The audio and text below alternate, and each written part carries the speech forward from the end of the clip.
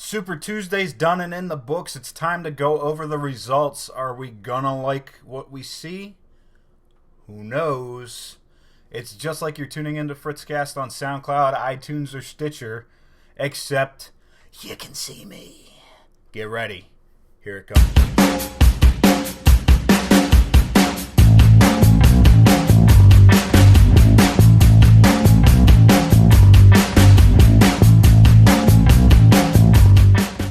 So first and foremost, welcome to the Videocast. Look, I'm in this little tiny box. It's amazing.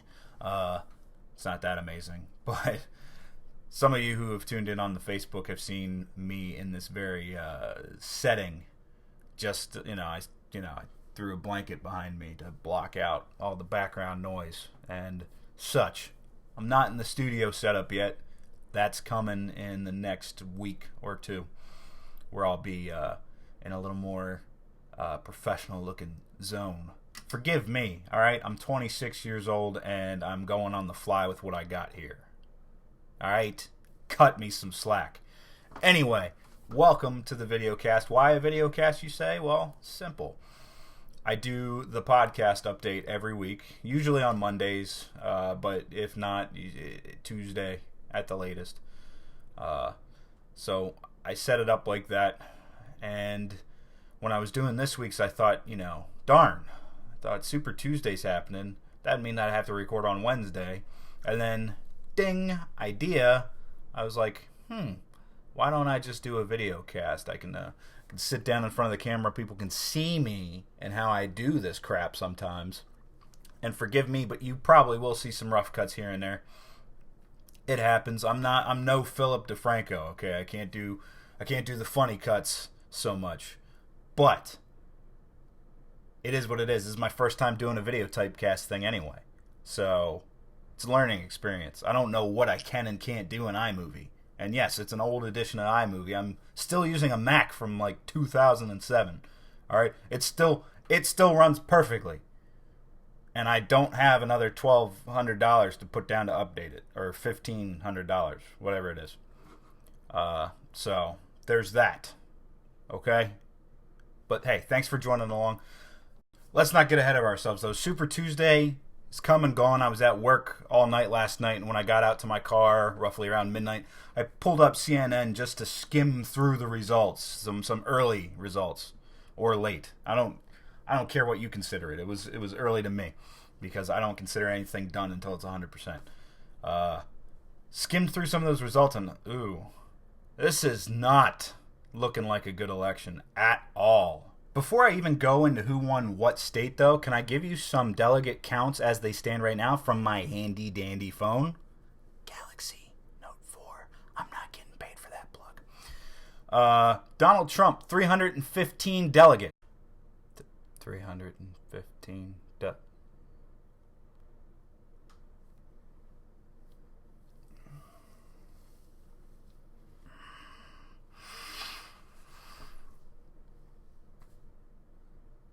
We'll actually talk about his delegates and how people settled so damn early on him.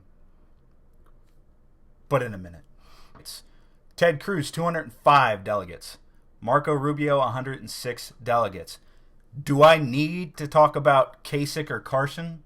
I would certainly hope not. If you're a Kasich or a Carson fan, I'm sorry. But Kasich never stood a shot. Ever. Okay, I don't care that in these results that we pour over, he's going to come in second in one state. Doesn't matter. Does not matter. Okay? And Carson fans, I'm sorry to be the bearer of bad news, but the guy is just too quiet and not assertive on the stage. Okay? When I can play back debate after debate after debate where he makes jokes about, finally, ask me a question, or will someone attack me so I can answer a question so I can participate? Sorry, it's because you're the quiet kid in the corner. I liked Ben Carson. I did. He's a fantastic neurosurgeon, without a shadow of a doubt. He has a couple of amazing books out that you can read up on him and his life and his accomplishments. But President of the United States, not feeling it. And you're done. He's done. He hasn't won a state at all. Okay? Trump has, Cruz has, and Rubio has. It needs to be a 3-man race. Really, it needs to be a 2-man race. All be said. But that's the Republican results. Now, Hillary Clinton has 1,055 delegates. See that? You see that? I not lie. 1055. Bernie Sanders has 418. Less than half. Oh my God. So how about who won what state? Donald Trump won Georgia, Vermont, Virginia, Alabama, Massachusetts, Tennessee, and Arkansas. Thank you so very much. Ted Cruz won Oklahoma, Texas, and Alaska. He won the state where the former governor endorsed Donald Trump. Shouldn't that tell you something? Marco Rubio won Minnesota. Marco Rubio won Minnesota. What else did you win?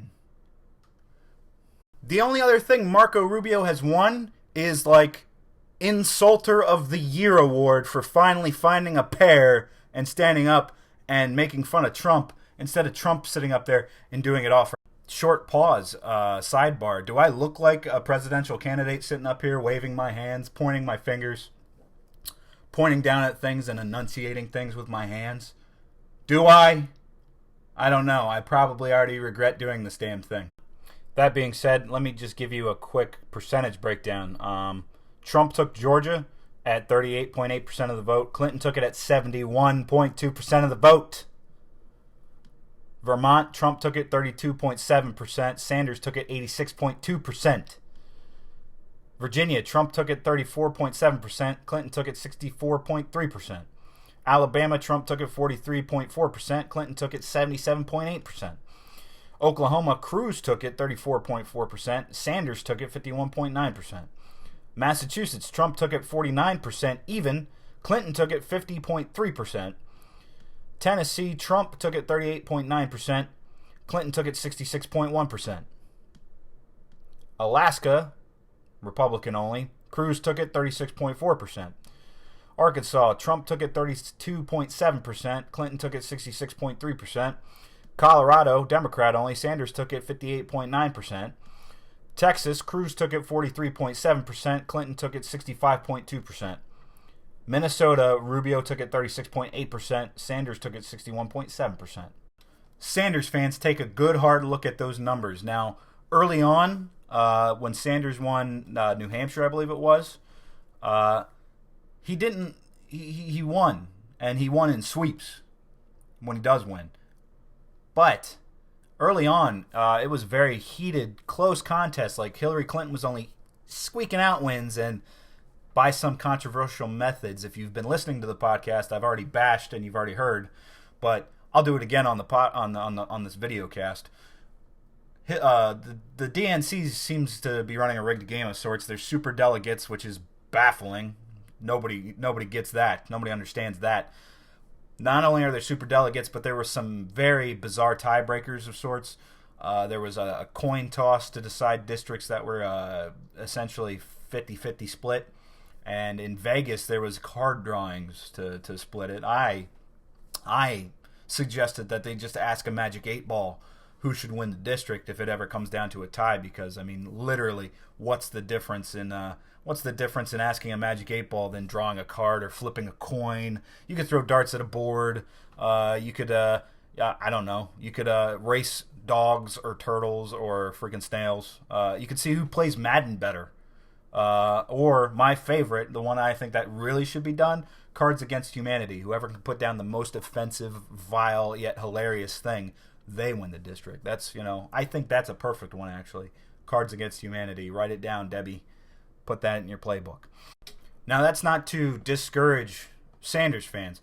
I have said on my podcast, I don't really agree with the policies or the way that Bernie Sanders wants to do things. And I've also argued that if Bernie Sanders were elected to the presidency, that there are fail-safes in place. Like, he's not going to take the presidency, snap his fingers, and boom, America is the new socialist, you know? It doesn't work that way.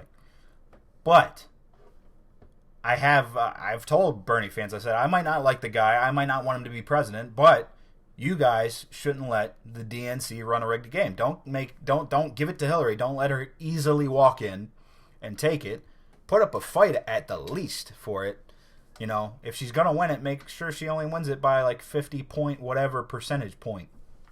You know, make it a dead even heat. And that tells the DNC that you don't necessarily back these quote-unquote establishment candidates.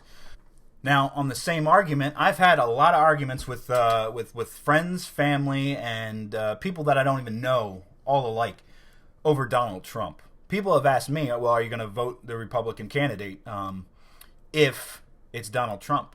Are you still going to support the Republican candidate? Are you going to go, are you going to go the route of anybody but Hillary or anybody but Bernie? Or, how are you going to manage that? What's your viewpoint on that? Some of the talk shows that I listen to ask that question. Buck Sexton being the major one.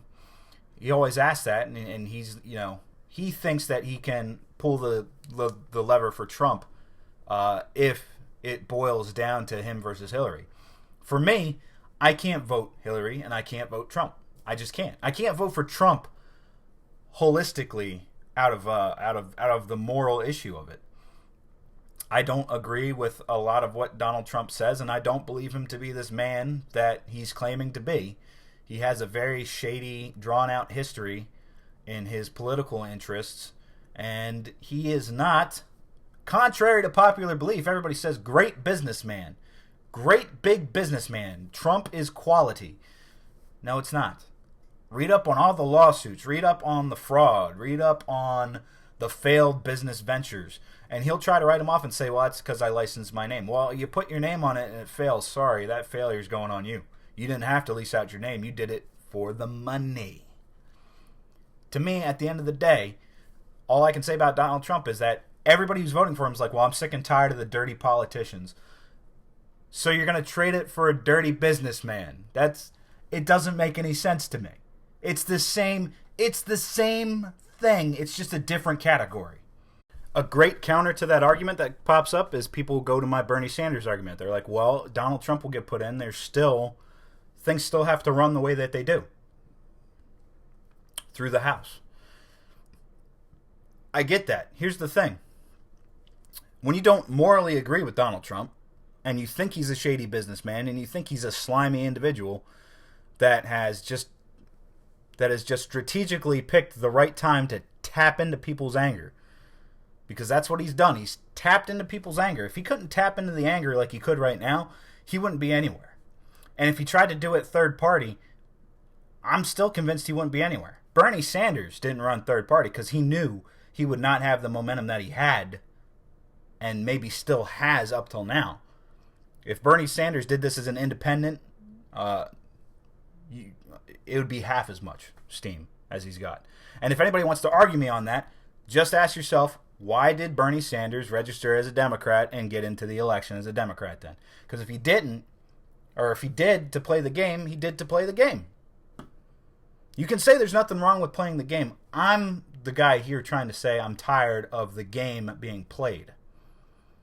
That's why, in this next couple minutes, I'm going to tell you why right now, especially with the Super Tuesday results and how things are looking to shape up to be Trump versus Clinton. I know it can change in the interim, but this is what it looks like it's going to be. And it pisses me off. It pisses me off. First off, Republican voters who back Trump and are still so mega hard on for Trump. You pissed me off because we had 12 candidates at the start of this, I think. It might have been even more. We had so many candidates, and you settled on Trump so early. So early, you didn't give anybody else a chance. You want to know who was the middle ground candidate that kind of appealed to Democrats, especially appealed to Democrats from my perspective, asking my friends who are Democrats? They said Rand Paul could articulate his thoughts. He had good reasoning behind his stances. And for the most part, he was that freedom, non-meddling candidate. Now, if you ask a libertarian, they're going to tell you that Rand Paul is not at their level. Now, I keep saying libertarian out there, and some of you might be saying, well, I've never really heard of libertarians or whatever. It's a third party. There's actually many parties other than Democrat, Republican. There's Libertarian, there's Green, there's Constitution Party, and there's probably even more when it comes to that. You don't know about them because they're lesser. They don't have as much money. They don't have as much play in this game as the Democrats and the Republicans do. So let me tell you, you probably don't know about this story, or you do. You're one of the people who stay informed on the even smaller scale, and you find these news articles. Right now, the Green Party and the Libertarian Party are actually in a lawsuit against the Commission on Presidential Debates to the whole lawsuit is to get the third party to get a third party or a fourth party even on the presidential debate stage. Gary Johnson, who's running under the Libertarian Party right now and is projected to be the Libertarian nominee, he's been pushing for this. He's been spearheading this, and it's all to give you, other options. The way he sees it right now, and it's the same way that I see it, and maybe you can be convinced to see it this way, is that Gary Johnson's looking and he's saying Hillary Clinton, Donald Trump, if they're the nominees, he's done the research on it. That setup pisses off most of America, and it's down to who do I feel less guilty pulling the lever for? Gary Johnson doesn't want you to go into the voting booth and pick based off of, okay, which one is less evil? Which one is more like me, even though they're not like me at all?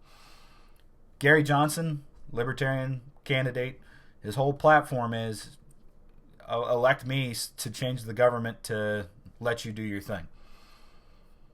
It's made me research the Libertarian Party a little more.